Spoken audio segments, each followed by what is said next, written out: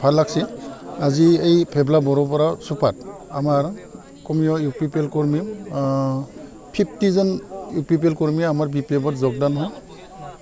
কেনেকুৱা অনুভৱ আজি?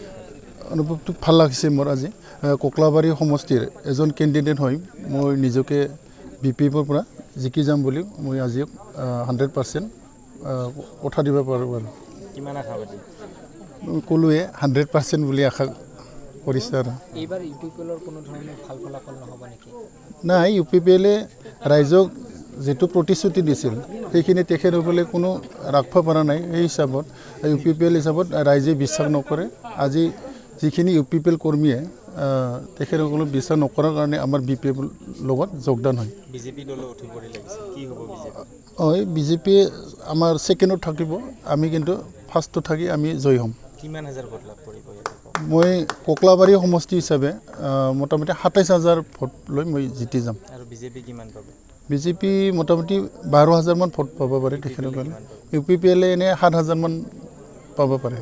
প্ৰতিদিনে যে আপোনালোকে সভাসমূহ অনুষ্ঠিত কৰি আহিছে প্ৰতিদিনে আচলতে যোগদান কাৰ্যসূচী ৰূপায়ণ হৈছে বিভিন্ন ৰাজনৈতিক দলসমূহৰ প্ৰতি মহভংগ হৈছে নেকি মানে ক্ষোভ প্ৰকাশ কৰিছে নেকি ৰাইজে? হয় ৰাইজে কি বুলি কয়তো যে এবাৰ মাননীয় আমাৰ BPF-ৰ প্ৰেছিডেণ্ট হাগ্ৰামা মহিলাৰী ছাৰকে BTC চৰকাৰৰ আনিব বুলি এটা প্ৰতিশ্ৰুতি লৈছে সেই হিচাপে আজি ৰাইজে ওলাই আহি আমাক BPF-ক ছাপোৰ্ট কৰি আহি আছে। ৰাইজৰ কেনেধৰণৰ সঁহাৰি পাইছে যিসমূহ স্থানত আপুনি নিৰ্বাচনী প্ৰচাৰ সভা অনুষ্ঠিত কৰিছে?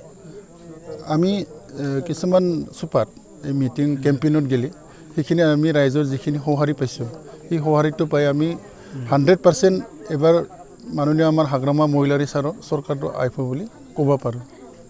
যিকোনো খবৰৰ বাবে যোগাযোগ কৰক 7099017330 লগতে 7099017110 নম্বৰত।